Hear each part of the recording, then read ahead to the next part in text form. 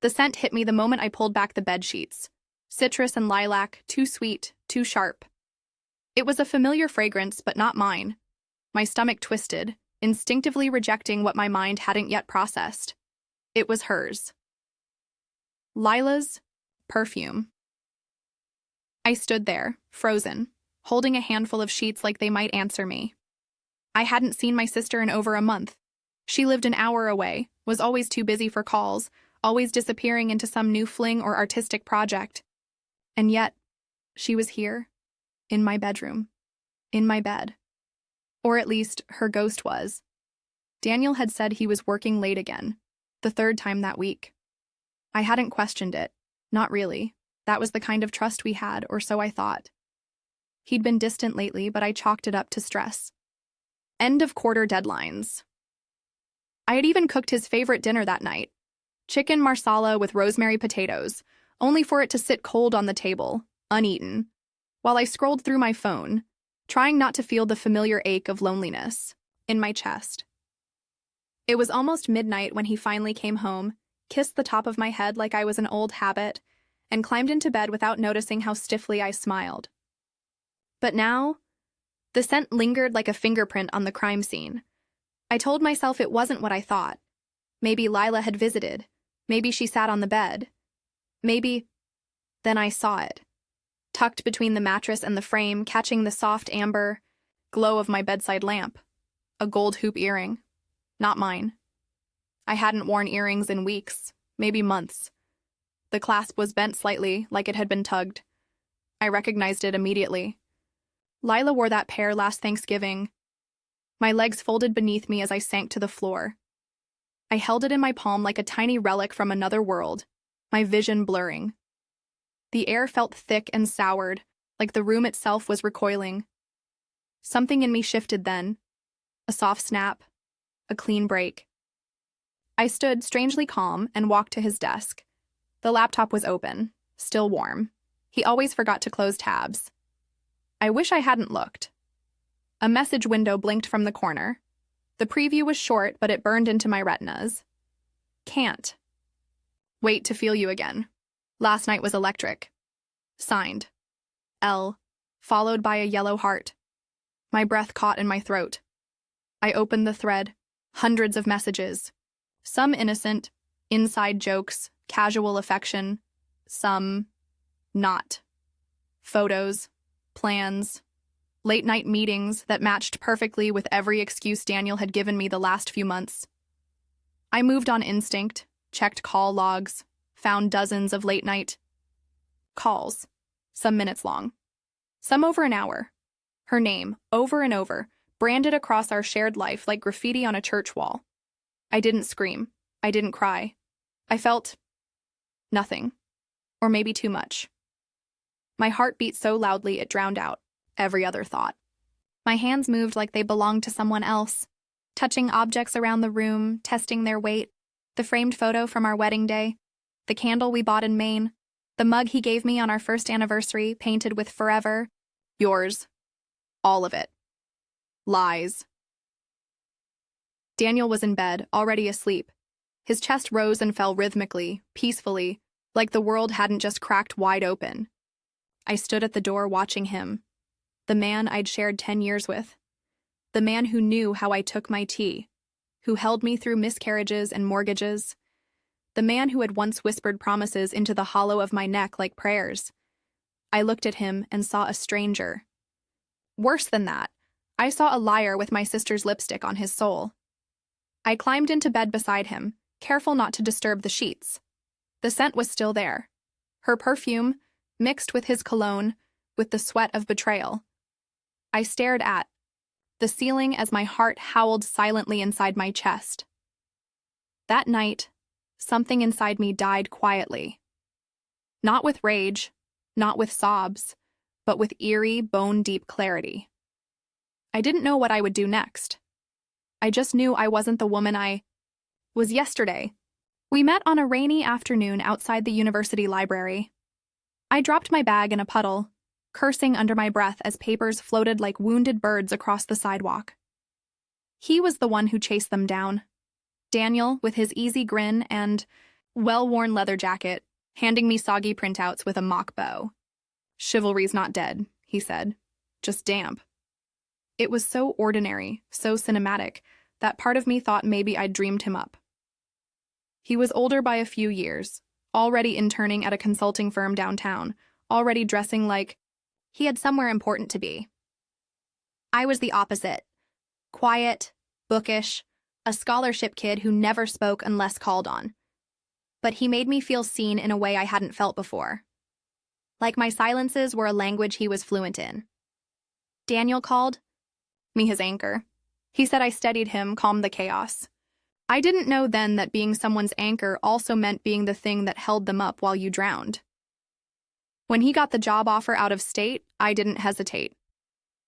"We'll build a life," he told me, and I believed him.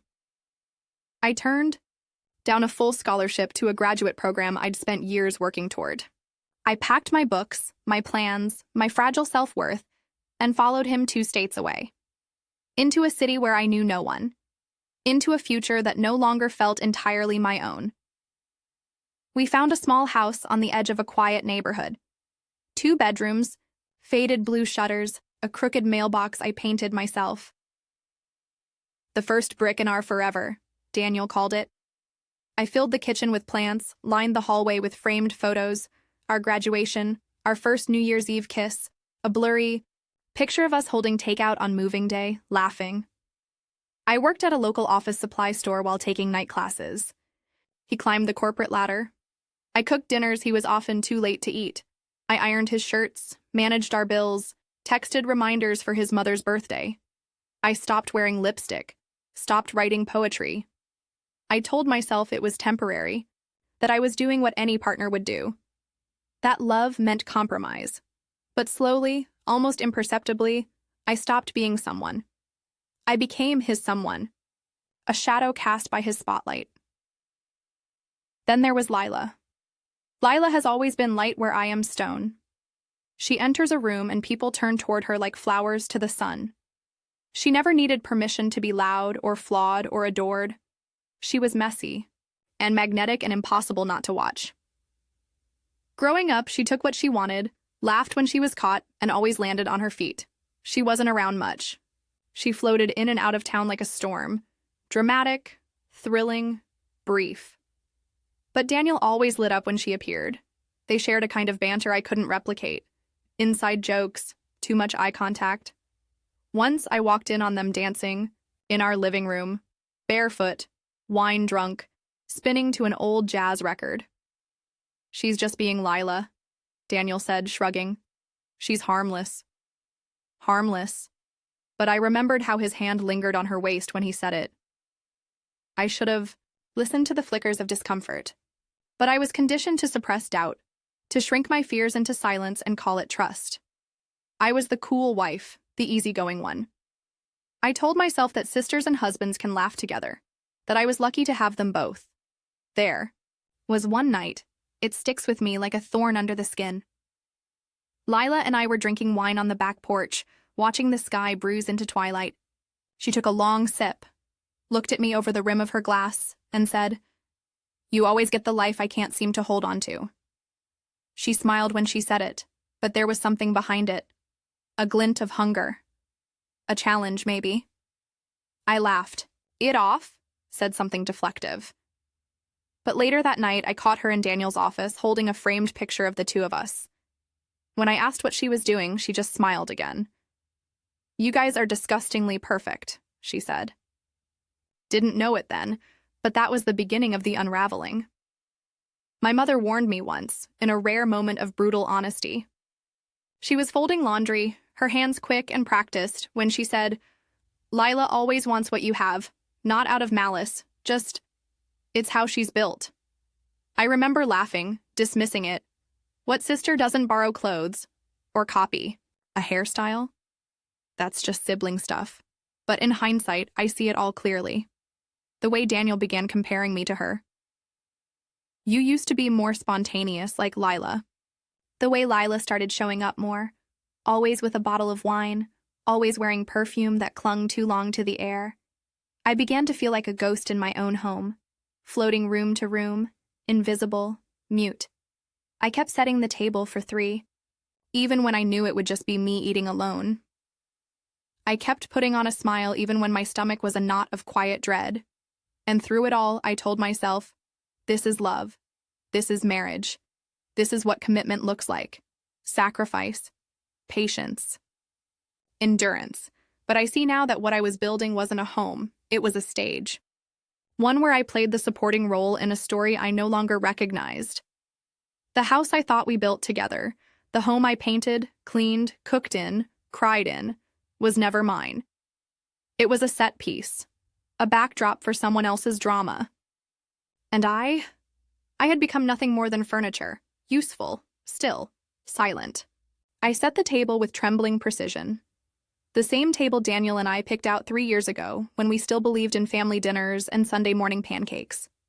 I folded the napkins into soft triangles, tucked sprigs of rosemary into the silverware, lit the cinnamon candles that had sat untouched for a year. The scent was warm, falsely comforting, like a memory pretending it still belonged. They didn't know I knew. That was the power I still had. Daniel walked in carrying the wine, my favorite bottle, the one I always saved for special occasions. He kissed the side of my head like muscle memory. I didn't flinch. I just smiled. 15 minutes later, Lila arrived. She wore red.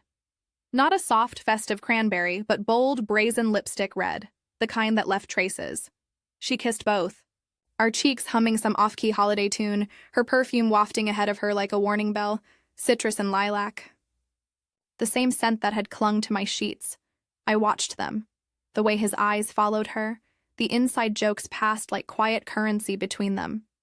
She laughed too loudly at nothing. He touched her shoulder too long. I kept sipping wine, kept carving the turkey, kept pretending I wasn't unraveling inside. The fork scraped against my plate like a scream. "Daniel," I said gently, "how's work been lately?" He blinked, swallowed. "Busy. A few late nights this week. You know, how it is." "Always so dedicated," Lila added with a smirk. I felt it like a knife twisting beneath the table. I smiled, because it was the only thing I could do without breaking. "You're lucky to have such support," I said. My voice sounded foreign, like someone else had taken residence inside me. After dinner, Daniel stood up and patted his stomach. "I have to run to the office, just for a bit. Something I forgot to check on before the weekend." I nodded. Of course. I kissed his cheek like a goodbye. Lila stayed 20 minutes longer. Helped with the dishes. Told me some story about a friend's disastrous date. Her hands shook when she passed me a wine glass. I wondered if she thought I knew. "I'm heading out," she finally said. "Meeting a few people downtown. You should come." "Maybe next time," I said. "I'm just going to clean up and relax tonight." "Suit yourself," she chirped, already pulling on her coat. "Dinner was great." "You were the highlight," I said softly. Her eyes lingered on mine. Something passed between us. A tremor. Then she was gone. I waited 10 minutes, maybe 12. Then I got in my car and drove. The yoga studio Daniel sometimes taught at was closed for the holiday. The parking lot was dark, the windows fogged with cold and secrets. Their car was parked at the back, hidden behind the dumpster like shame. I pulled up and killed the engine. Watched. At first, it was silhouettes. A hand brushing a cheek. His. Her head tilted back. In laughter. His mouth on her throat. Then her arms wrapped around him. His hand disappearing beneath her coat. I didn't scream. I didn't even cry. It was like watching a movie of a life I had once starred in, now recast with people who looked like me but weren't. I was the ghost hovering outside the glass. The silence in my chest was louder than any rage. It was over. Not just the marriage, but the illusion of my life. I drove aimlessly for hours. The city became a blur of amber streetlights and sleeping houses. At some point, I passed the little diner where Daniel proposed. The bench where Lila once cried on my shoulder after a breakup. All these places. Stained now. haunted. Somewhere between 3 and 4 a.m., I parked at the lake, got out, let the cold bite at my skin. I sat on the hood of my car and stared at the black water. Still, endless. I had nothing, no plan, no home really. Not anymore. Just the thin thread of pain holding me to the moment, and even that felt slippery, like it might disappear if I breathed too deeply. But in that silence, something happened. I stopped feeling like a wife. I stopped feeling like a sister. I became something else, a shadow with sharp edges, a woman with nothing left to lose. And I realized something horrifying and true. They hadn't just cheated on me. They had erased me, painted over my presence in my own life, rewritten my story with their hands, and I let them. That was going to change. I slid the wedding ring off my finger and held it in my palm, its weight suddenly unbearable. It glittered faintly in the moonlight. A circle meant to symbolize eternity. But it was a cage, a joke, a lie. I dropped it into the lake without a sound. The ripples faded quickly. I didn't leave a goodbye. No slammed doors or tearful confrontations. I knew those moments were for other versions of me, the ones who still believed in fairness or justice. Instead, I left a note. Short, simple. One line. I'm gone. Don't look for me. The house key sat neatly beside it, a cold piece of metal that once symbolized a place I belonged. I'd never been so quiet in my life. There was no rage in me, just a silence so deep I could feel it ringing in my ears. The kind of silence that comes when everything you thought you knew falls away, and you're left with only the faint echo of who you once were. I packed 2 bags, the essentials, clothes, journals, my favorite pen, a half-empty bottle of perfume. The perfume wasn't mine, not anymore. I left it on the dresser with 1,000 other memories. The apartment above the bookstore wasn't much, a single room with peeling wallpaper and a rickety radiator that hissed at night. But it was mine. And that was all I needed. The landlord, Grace, was a widow who ran the small secondhand bookstore downstairs. She offered me tea when I arrived, her hands gentle, like she knew what it felt like to lose something without warning. She didn't ask questions, and that was a gift I didn't realize I needed until then. She just nodded and showed me the room. I didn't have to pretend with her. I didn't have to be anyone but the broken woman who had walked out of her life and into the unknown. The first night, I sat in the center of the small empty room. No art on the walls, no clutter, just space to breathe. It smelled faintly of old paper and dust. The windows were streaked with rain, and the world outside felt distant, muffled. I wanted to lie down, curl up, and disappear. But I didn't. Moved toward the windows instead. I watched the rain fall in steady sheets, washing away the remnants of my old life. I could almost hear the hiss of the tears I hadn't yet cried, a whisper in the back of my throat. I hadn't wept for him. Not yet. I unpacked, folded my clothes neatly, tucked my journals into a drawer, took a long, quiet bath in the chipped tub. I let the warm water soak into my bones, trying to wash off the last bits of their scent, their touch, their lies. Days turned to weeks. The bookstore became my sanctuary. I worked part-time, cataloging books I had no intention of reading, but found a strange comfort in. The lives of others, written in ink and dust, helped me remember what it felt like to breathe before I ever met him, before I became his wife, before I became her sister. I found pieces of myself in the margins of novels and the worn spines of forgotten pages. There was comfort in knowing that these stories at least had endings. Sometimes I'd open one of the journals I'd brought with me. I couldn't bring myself to write at first, but the words found their way out eventually. I scribbled things that didn't make sense, things that would never see the light of day. But each line, each thought, was one step closer to feeling whole again. I wept sometimes, in the bathtub, in the quiet room. I allowed myself the luxury of grief. I hadn't known how much I needed it until then. The phone never stopped ringing. Lila called.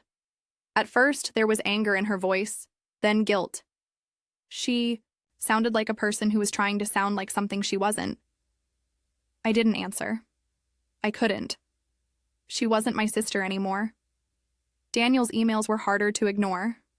They came every few days, each one dripping with guilt, with longing, with the kind of emptiness I used to fill with my own need to fix things.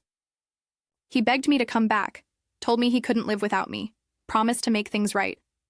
But I knew what I was looking at, the ghost of a man who had never really been mine. I didn't respond. Not once. Somewhere along the way, I stopped, feeling like I owed them anything.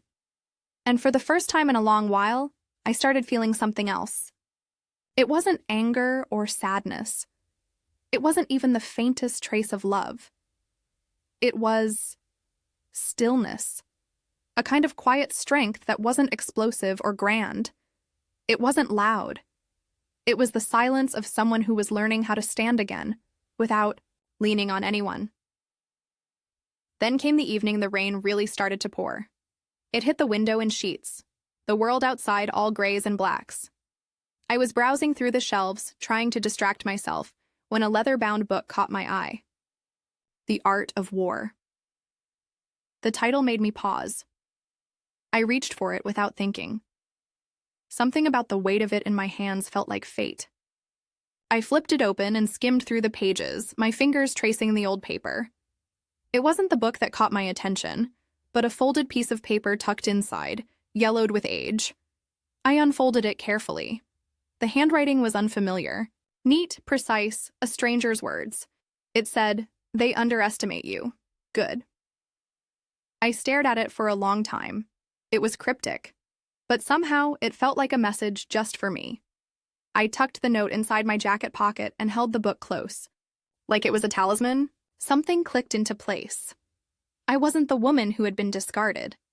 I wasn't the one left behind in the silence. I was the one who would rise, quietly, steadily, with no one to see it until it was too late. It started with a haircut. I stood in front of the bathroom mirror, scissors trembling in my hand. The woman staring back at me felt like a stranger, someone who had been buried under layers of betrayal, regret, and years of silence.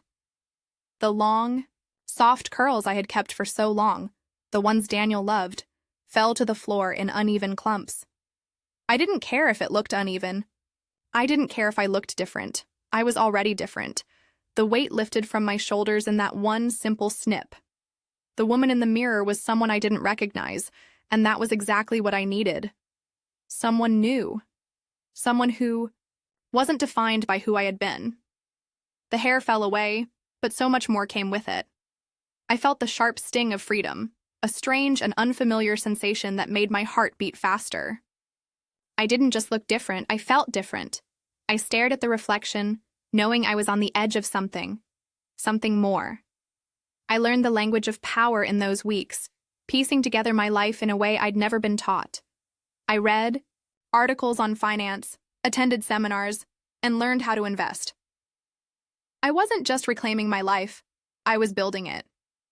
From the ground up, brick by brick, until it no longer looked anything like the life Daniel and Lila had stolen from me. It wasn't enough to rebuild myself. I needed something more. Something that could change the narrative, not just for me, but for every woman who had ever been left behind, silenced, or betrayed. I started a blog, anonymous at first. Just a few quiet posts about betrayal, survival, the hollow ache of discovering the truth too late. But the posts went viral. Women, thousands of them, began to send messages. Some were angry, some were broken, but most were relieved to know they weren't alone. That alone, more than anything, made me feel less like a victim and more like a warrior. As the weeks passed, I began collecting evidence.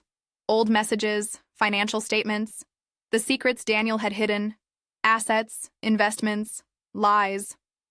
Lila had taken money too. Small amounts at first, then larger sums, each one like a small, invisible thread tying her closer to Daniel, pulling them further away from me. I didn't want revenge. I wanted justice. The difference was important. Revenge would have been chaotic, messy, a last grasp at power. But justice was cold, calculated, precise. It was something I could control. It was something that could tear their world apart without leaving me a wreck in the process. And so I found a lawyer. Not just any lawyer, but one who specialized in high-conflict divorce situations, someone who knew how to play the game when your world was on the line. She was sharp, her eyes always scanning, calculating, watching. I didn't feel like a victim when I was with her. I felt like a strategist, like someone who could stand tall in a room full of sharks and know exactly how to outmaneuver them. One night, I went out shopping for a new wardrobe. Something to match the woman I was becoming. I found it. The perfect red dress. Bold, sharp, powerful. It was the kind of dress that made a statement without saying a word. I slipped into it in the fitting room, staring at the mirror with a smile that felt foreign, but right. This was the woman I was now, unapologetically, unrecognizably me. When the day of the mediation arrived, I wore the dress. The moment I stepped into the room, I felt the shift. Daniel's eyes widened. He looked at me like he was seeing me, for the first time in years. Like he had forgotten what I could be, and that was the power of it. I had spent years fading into the background, standing in the shadow of his ambition and her unpredictability.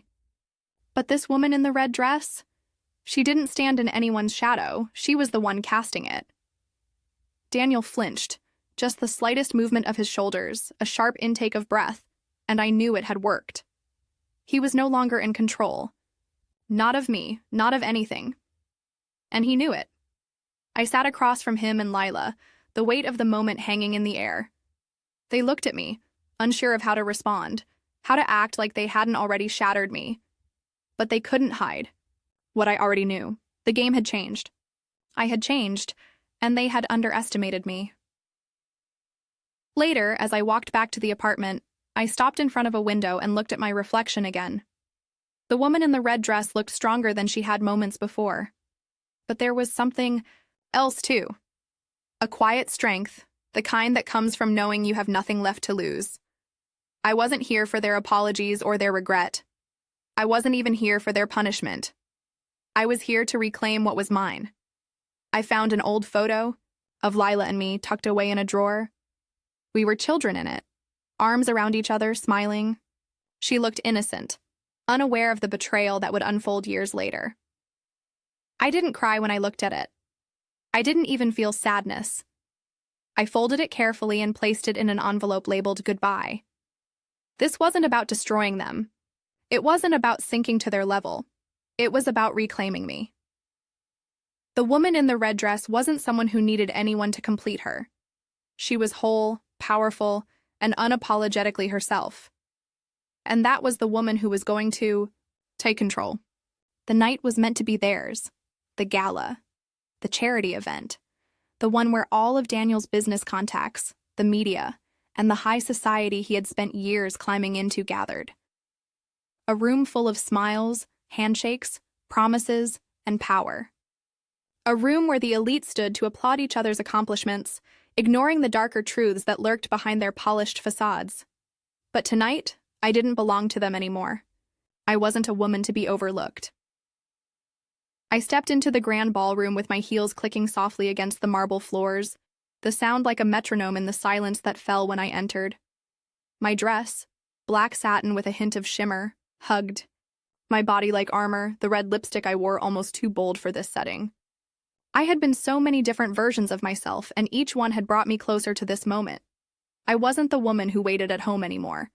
I wasn't the woman who begged for scraps of attention. Tonight, I was the woman who was finally free. Daniel, standing at the center of the room, looked over when I entered. His face faltered for just a fraction of a second, but it was enough. He recognized me. He saw me for what I was now, and what he had never truly known.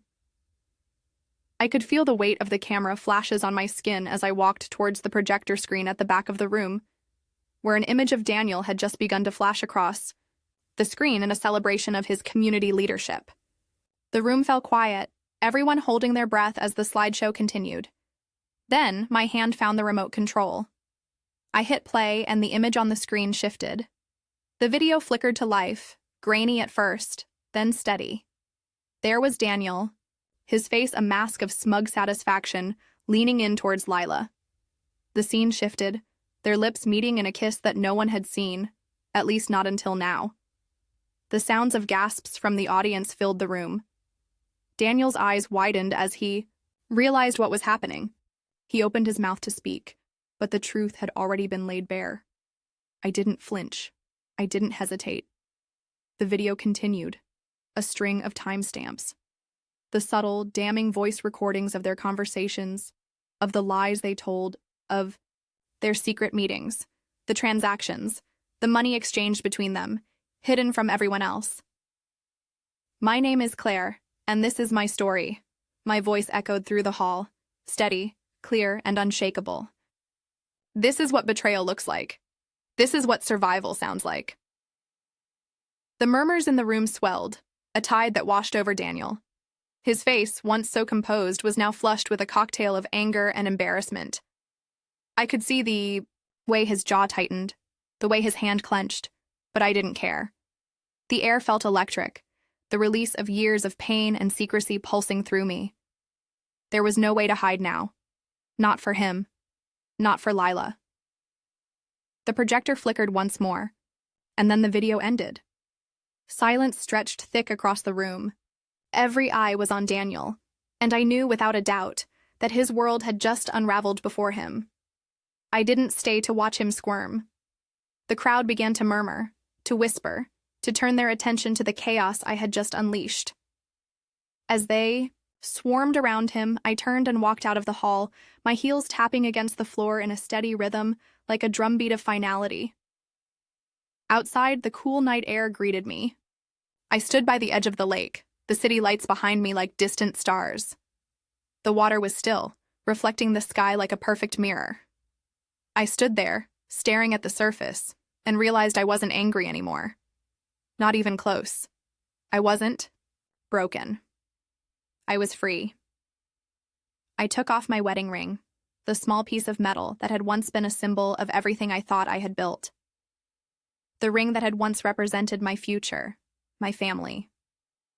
I held it in my palm for a moment, feeling its cool, familiar weight. Then I threw it.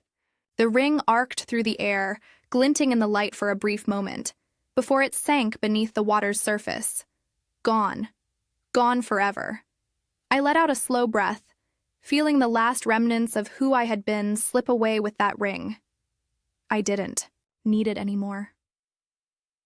The wind whispered in the trees behind me, rustling the leaves, a quiet reminder of the years that had passed, of the woman I had been, and the woman I had become. Maybe it was a memory, or maybe it was peace. But I didn't need to know. All I knew was that I would never shrink again. As the ripples from the ring spread across the surface of the water, I felt a weight lift off my chest. The woman who had entered the gala, the woman who had walked out of it, was the woman I was, always meant to be, whole, strong, unapologetic. I turned and walked away, leaving the past behind me, knowing that nothing could ever hold me back again.